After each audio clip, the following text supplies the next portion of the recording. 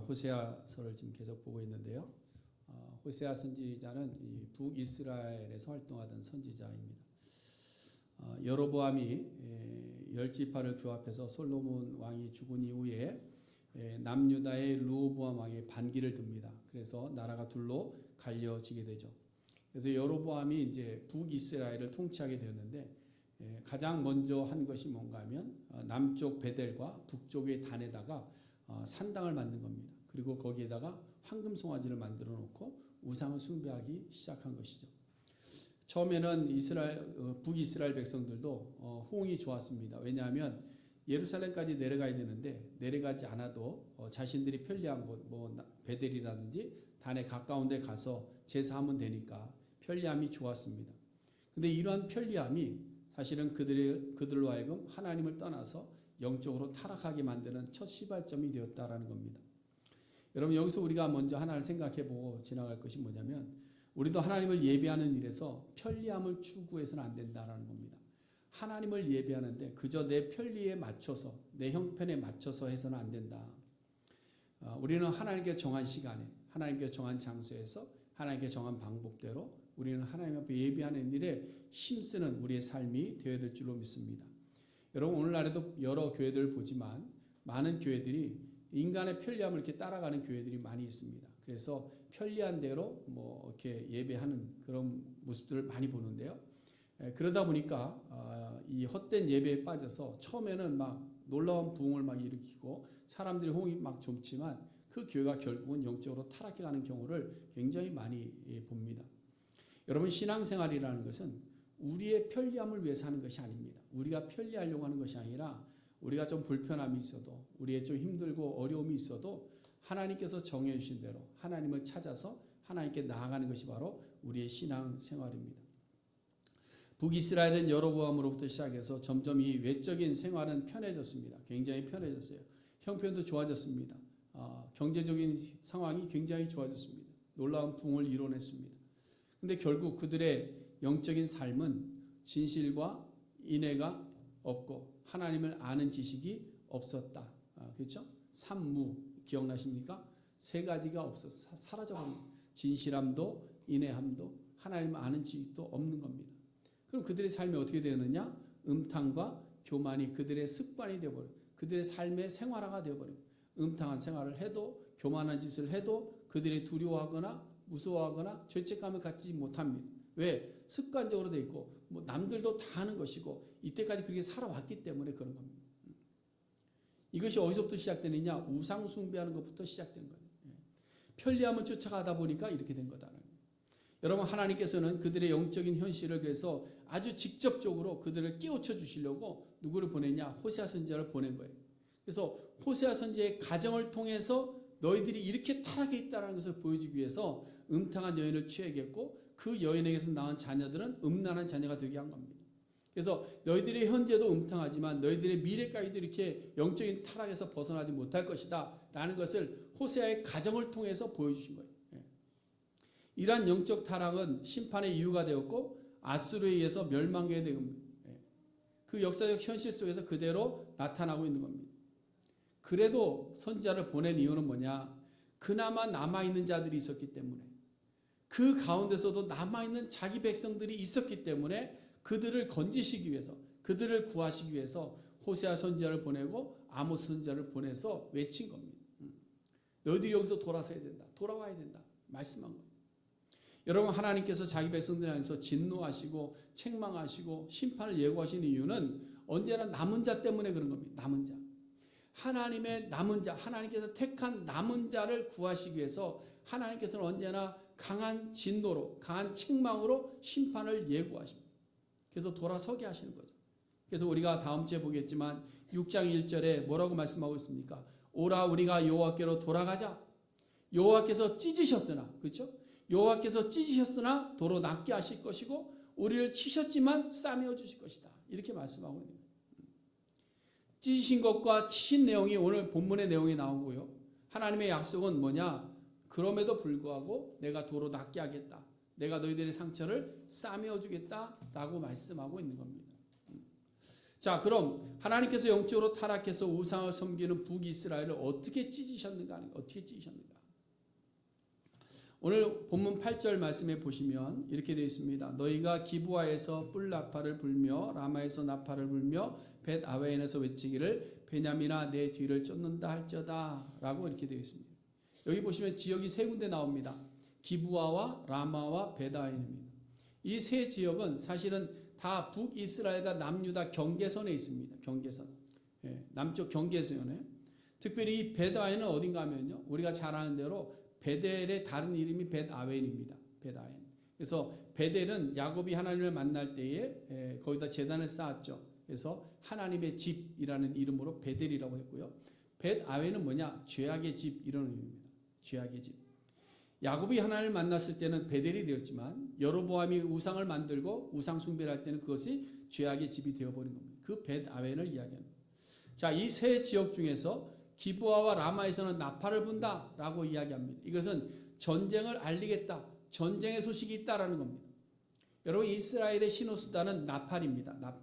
나팔을 사용했어요. 그래서 제사 때도 나팔을 불었고 회중이 움직일 때도 나팔을 불었습니다. 그래서 이스라엘 백성들이 광야에서 움직일 때도 나팔을 울려 불거나 길게 불거나 하면 그 신호를 따라서 일어나고 짐을 챙기고 나가다가 또 정지하고 이런 일들을 한 거죠. 또 제사할 때도 나팔을 불어서 하나님을 찬양하는 일들을 했습니다. 근데 지금 기브아와 라마, 북이스라엘 최남단 지역에서 나팔을 분다라는 말은 뭐냐? 전쟁이 왔다, 전쟁. 전쟁이 여기까지 왔다라는 것을 이야기하는 겁니다.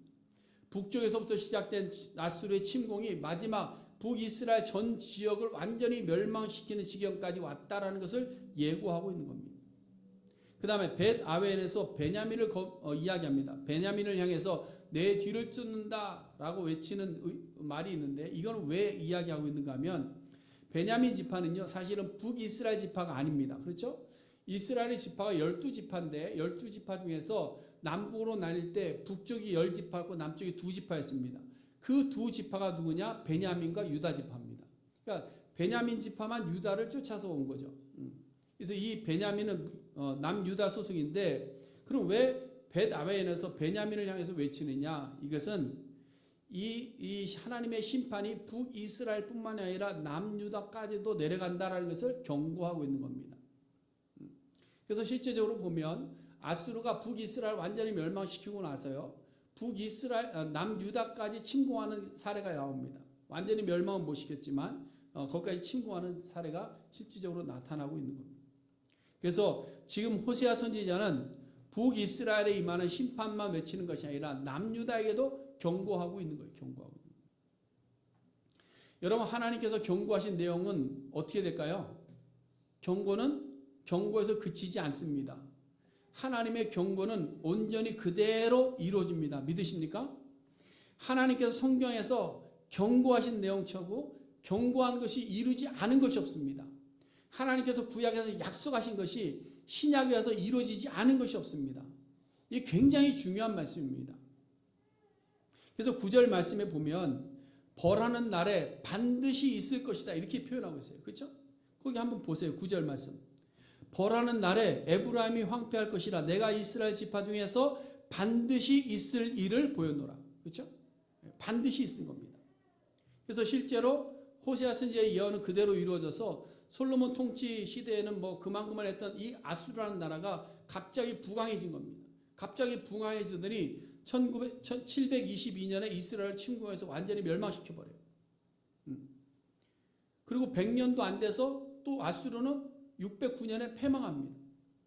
그러니까 아수르를 하나님께서 강하게 만드신 이유가 뭐냐? 이스라엘을 심판하시기 위한, 이스라엘 심판하시기 위해서. 그래서 하나님께서는 경고하신 것을 그대로 이루시는 분이다. 자, 그럼 우리가 하나님께서 경고하시고 하나님께 약속하신 것에 대해서 의심할 수 없다라는 것을 생각하면 우리가 무엇을 선뜻 생각해야 되냐 이겁니다.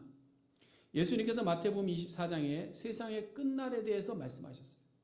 세상의 마지막 날에 대해서. 난리와 난리의 소문이 있고 민족이 민족을 대적하겠다. 기근과 지진이 있을 것이다. 믿는 자들이 환난에 넘겨질 것이다. 죽임을 당할 것이다. 미움을 당하게 될 것이다. 서로 미워하게 될 것이다. 불법이 성화해서 사랑은 식어질 것이고 이런 일들이 반드시 있을 것이다. 라고 예고하셨습니다. 그러면 그날이 올까요, 안 올까요? 온다라는 거예요. 이게 중요한 겁니다. 북이스라엘 백성들도 하나님께서 아수르를 통해서 심판하신 날에 반드시 온다라고 경고하셨음에도 불구하고 그 날이 진짜 올까? 이런 거예요. 그러다 보니까 망각하고 살아가는 겁니다. 오늘날 교회의 현실이 마찬가지입니다. 마지막 날이 있다는 것을 분명히 성경이 우리에게 예고하셨고 예수님께서 말씀하셨고 그날의 징조를 보여주셨고 그날의 징조가 나타나고 있음에도 불구하고 오늘날 많은 교회들이 예수님 다시 오신 그날에 대해서 정말 세상의 종말이 올까라고 생각한다.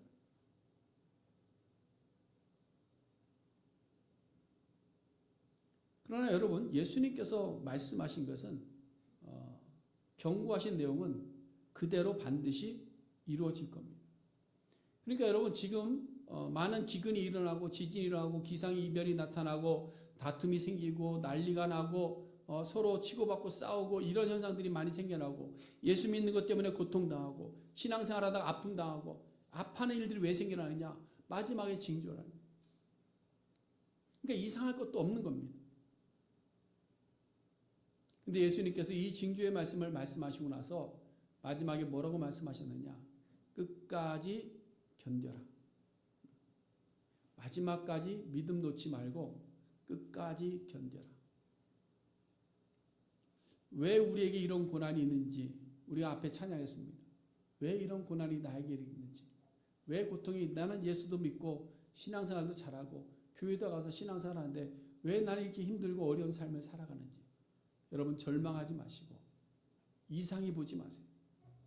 마지막 날에 이 말 분명한 증표다 그랬습니다. 그럼에도 불구하고 우리는 어떻게 될까요? 끝까지 견뎌내는 하나님의 백성들이 다 될 수 있기를 간절히 바랍니다. 힘들고 어려워요. 고통스럽습니다. 아픕니다. 그럼에도 불구하고 마지막 주님의 심판 날이 있습니다. 그렇다면 우리는 그날까지 견뎌내야 돼요. 조금 아프다고 도망하지 말고, 괴롭다고 포기하지 말고, 힘들다고 좌절에 넘어지지 말고, 에이 다 그만둬 하지 말고 끝까지 견뎌내는 우리 모두가 될 수 있기를 간절히 바랍니다. 자, 이제 오늘 본문 10절로 이제 넘어가 보겠습니다. 10절부터 보시면 북이스라엘과 남유다가 경고를 받은 이유에 대해서 이제 구체적으로 하나씩 이야기합니다. 먼저 남유다에 대해서 말씀할 때 10절 말씀에 보면 유다의 지도자들이 경계표를 옮기는 자 같이 되었다라고 말씀합니다. 이것 때문에 하나님의 진노가 임하게 될 것이다라는 것이죠. 여러분, 이스라엘 민족이 가나안을 정복한 이후에 여호수아가 각 지파별로 기업을 분배했습니다. 뭐 인원의 숫자대로 이렇게 해갖고 기업을 뭐 어떤 지파는 많이 받기도 하고 어떤 지파는 작게 받기도 했습니다. 그래서 지파를 다 구분을 경계했어요. 그리고 경계표를 세워놨습니다. 성경에 다 기록해놨어요. 누구는 어디서부터 어디까지, 좌우로 남북으로 어디서 어디까지 다 해놨어요. 그리고 나서 이 경계표를 옮기지 말아라 그랬습니다. 한 민족이 같이 있는데 그들의 지경을 정해주고 그 지경을 다른 민족이 가져가지 못하게 만든 겁니다. 이것을 신명기에 정해 놓으셨어요. 그리고 만약에 어느 누구라도 이 경계표를 옮겨서 조금 더 많이 가지려고 하는 자가 있으면 그 사람은 저주받을 것이다 라고 성경이 분명히 이야기합니다. 그래서 그러니까 너희들이 경계표를 옮기지 말아라 라고 하나님께서 말씀하실 때 백성들은 이 말을 듣고 어떻게 했느냐? 네, 그렇게 하겠습니다 라고 아멘으로 표현한 겁니다. 그래서 이스라엘 민족은요, 땅의 소유에 대해서 굉장히 강합니다. 그래서 여러분, 희년이라는 말이 있잖아요. 희년. 이 뭐냐? 희년은 남의 땅을 잘 경작하다가도 50년이 되면 그 땅을 다시 돌려주는 겁니다. 돌려주는 거예요. 그래서 여러분, 이스라엘 민족들 보면 지금도 마찬가지인데요. 유대인들을 보면요, 땅을 가지고 있으면요, 그 땅 절대 안 팝니다. 한번 소유하고 있으면요, 땅을 안 팔아요. 제가 그걸 어떻게 알았는가 하면 예전에 헤브론 교회에 있을 때 교회 이제 건축 부지를 보러 다니는 것을 옆에서 지켜봤는데 그 유대인 땅이 나왔어요. 큰 좋은 땅이 나왔는데 그 땅을 살려고 했더니 살질 않겠다는 거예요. 팔질 않겠다는 거예요. 그러면서 50년 렌트를 주겠다는 거예요. 리스를 주겠다. 리스는 줄지언정 땅은 안 팔더라고. 왜 그러냐? 레위기 성경에 땅을 아주 팔지 말아라라고 명시돼 있어요. 그러니까 율법적으로 율법을 지키는 유대인들은 자신의 기업의 땅들을 팔지 않습니다. 팔지 않아요. 그런데 이렇게 자기 경계표도 옮기지 말라고 돼 있고 땅도 팔지 말라고 돼 있는데 남유다의 많은 지도자들이 이 말씀을 지키지 않고 경계표를 옮기는 자처럼 되었다라고 이야기하고 있는 거죠. 마치 이런 겁니다. 아합 왕이 궁전 두궁에 있는 나봇의 포도원이 있는데 그것을 취하려고 했던 욕심과 같은 겁니다. 하나님께서 정해 주신 타인의 소유를 자기의 소유로 가지려는 이 야욕을 드러내는 것이죠. 그런 것처럼 남유다에 있는 사람들이 이렇게 윤리적인 문제를 가지고 있었다는 겁니다. 여러분 모세오경에 보면 하나님께서 율법을 주실 때 영적인 부분만 말씀하신 것이 아닙니다.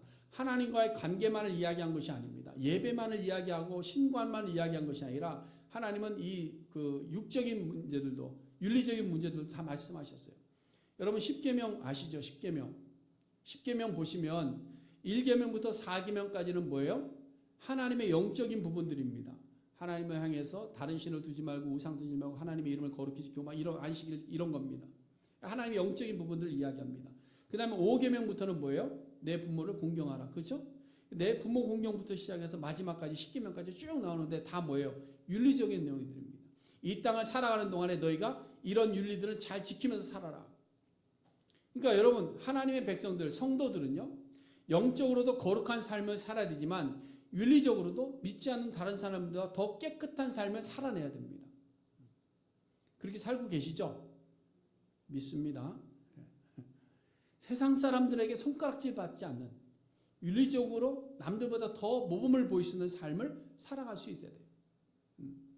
그래서 예수님께서도 누가복음 10장에서 선한 사마리아인에 대한 비유의 말씀을 하실 때 말씀하지 않습니까? 어떤 율법 교사가 왔어요. 예수님을 시험하려고 이제 저 예수를 어떻게 내가 시험할까? 그래서 묻습니다. 어떻게 하면 영생을 얻을 수 있습니까? 라고 아주 날카로운 질문을 딱 던진 거예요. 그랬더니 예수님이 두려워할 줄 알았는데 예수님께서 뭐라고 말씀하세요? 야 율법에 너 율법 교사지? 율법에 뭐라고 써 있느냐? 율법 교사가 율법대로 정답을 쫙 얘기했어요. 그러니까 야 참 잘했다. 그래? 그럼 그대로 가서 해라. 아주 쉽잖아요. 그렇죠? 어떻게 하면 영생을 얻을 수 있느냐? 율법에 기록되어 있잖아. 율법대로 하면 돼. 아는 거예요. 할 말이 없어진 겁니다.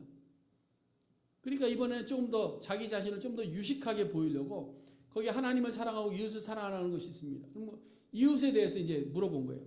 그럼 누가 이웃입니까? 라고 묻습니다. 그때 예수님께서 비유의 말씀을 하신 것이 선한 사마리아의 비유입니다. 쭉 말씀하시고 나서 누가 내 이웃이 되게 강도 만난 자의 이웃이 되겠느냐? 그랬더니 율법 교사가 뭐라 그랬죠? 자비를 베푼 자니이다. 그래서 또다시 예수님 한 번 더 이야기합니다. 너도 이와 같이 해라. 여기서 예수님께서 가르쳐 주시는 것도 마찬가지입니다. 영적인 거룩함과 동시에 말씀대로 우리는 선을 베푸는 윤리적인 삶을 살아야 된다. 그래서 여러분 그리스도인들은요. 세상 사람들 앞에 법적인 것 때문에 문제 생겨 이러면 안 됩니다. 깨끗해야 돼요. 거룩해야 됩니다. 그런 삶을 살아야 돼요. 세상 사람이 야 저런 것도 예수 믿어 이런 손가락질 받으면 안 되잖아요. 그렇죠? 우리가 윤리적으로 선을 베푸는 것은 성경 외에 조금 더 나은 도덕성이 아닙니다. 많은 사람들이 윤리적으로 깨끗한 것은 그냥 신앙생활 하는 중에 조금 더 성품이 좋아서 이런 모습으로 생각하는데 그렇지 않습니다. 윤리적인 삶은 성경의 가르침입니다. 성경의 율법과도 같은 겁니다. 그러니까 우리가 교회 안에서만 율법을 잘 지키고 교회 안에서만 하나님과 관계만 잘하는 것이 아니라 세상 가운데서도 하나님의 능력을 드러낼 수 있는 윤리적인 삶을 잘 살아내야 됩니다. 그래서 하나님께서 세상 가운데 만들어 놓으신 질서를 세워가는데 우리 그리스도인들이 일조를 하고 살아야 된다라는 겁니다. 그래서 오늘 남유다의 지도자들이 경계표를 옮기려고 했다는 이 말이 뭐냐면 단순히 그들이 경계선을 다시 그리려고 했다는 것을 의미하는 것이 아니고요. 이것을 한마디로 얘기하면 다른 말로 표현하면 탐심이 있었다라는 겁니다. 탐심. 그들의 마음속에 남의 것을 취하려고 하는 욕심들이 있었다라는 겁니다. 근데 성경은 탐심이 뭐라고 그랬죠? 탐심이 뭐다? 이러니까 우리 속에 탐심이 안 없어지는 거예요. 탐심은 뭐다? 우상숭배다. 우상숭배는 뭐다? 하나님이 가장 싫어하는 것이다.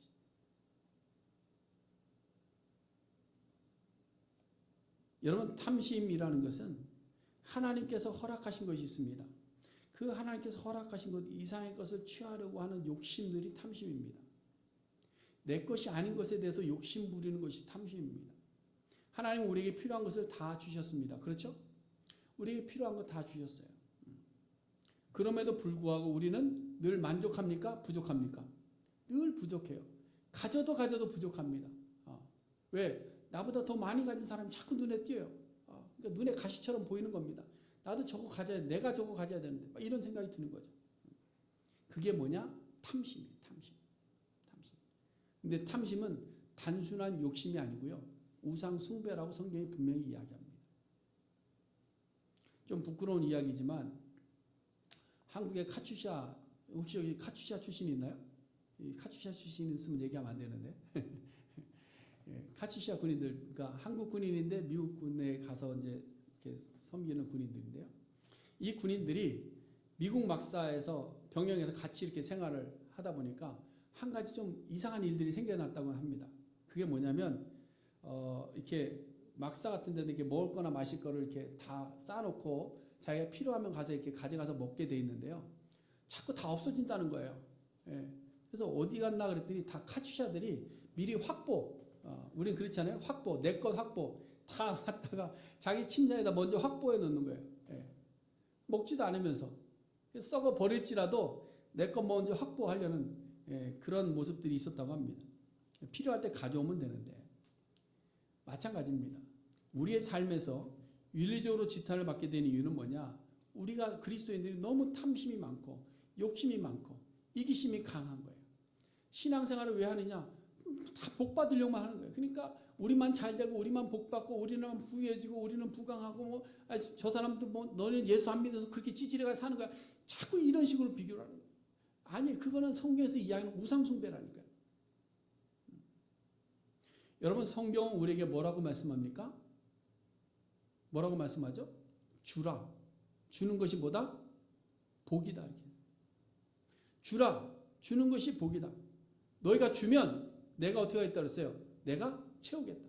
이것이 성경이 우리에게 가르치는 말씀입니다.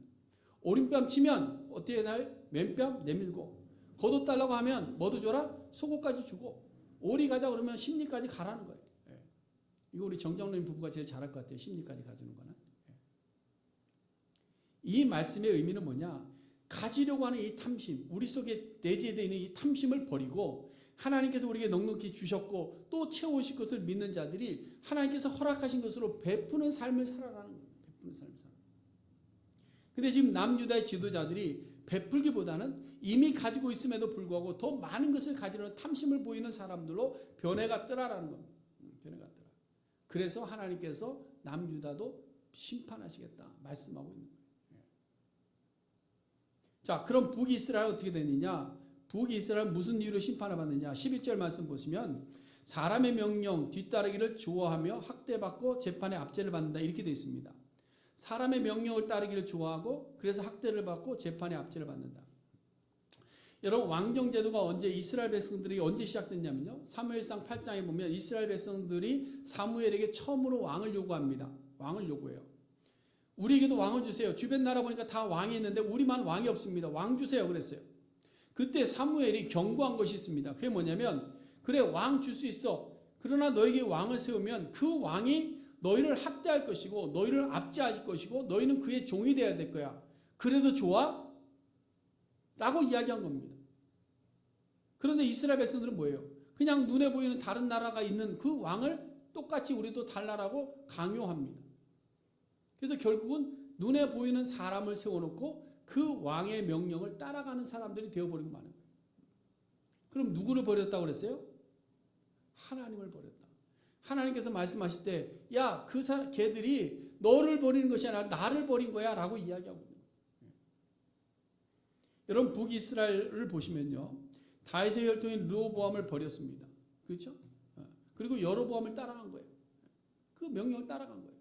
당시 르호보암의 폭정의 원인이 되기도 했지만 북이스라엘 백성들도 여로보암의 말을 분별력 있게 보지 못했습니다. 그럼에도 불구하고 그냥 그 르호보암을 따라간 겁니다.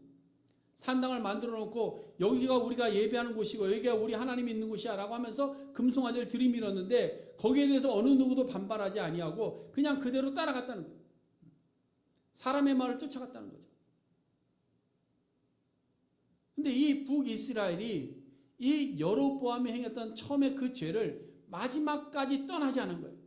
19명의 왕이 나오는 동안에 계속해서 여로보암의 죄를 따랐더라, 여로보암의 죄를 따랐더라, 여로보암의 죄를 따랐더라, 여로보암의 죄를 따랐더라. 백성들도 누구를? 여로보암의 명령을 그대로 순종하며 따라갔더라. 하나님을 따라가야 될 백성들이 사람을 따라가기 시작한 겁니다. 사람을 우상화하기 시작한 겁니다. 사람의 말에 우선순위를 두기 시작한 겁니다. 그래서 열왕기상 14장 16절 말씀 보시면 여로보암의 죄로 말미암아 이스라엘 버리시리니 이는 그도 범죄하고 이스라엘로 범죄하게 합니다. 여로보암의 죄는 여로보암만이 죄진 것이 아니라 그를 따라갔던 이스라엘의 모든 민족들이 함께 죄를 범하였다.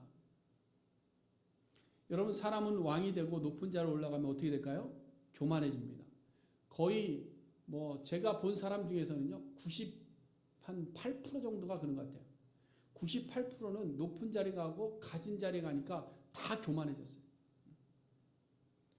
연약하고 부족하고 낮은 자리 있고 아직 덜 됐고 이러면 겸손한 척합니다.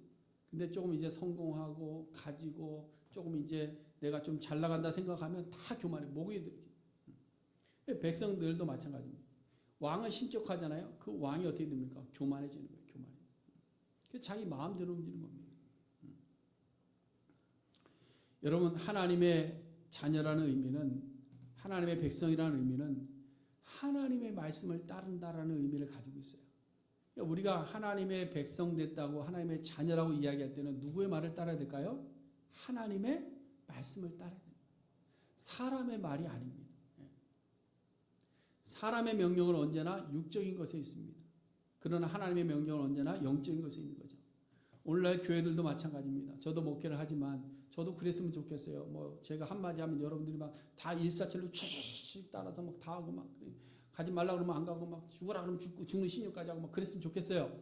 그런데 그렇게 했던 목사들이 다 무너졌어요. 다 무너졌어요.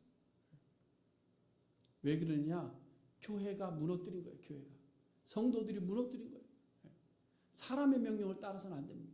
제가 누차 말씀드리지만 하나님의 말씀 외의 것을 제가 주장하거나 있으면 제 말 듣지 마세요.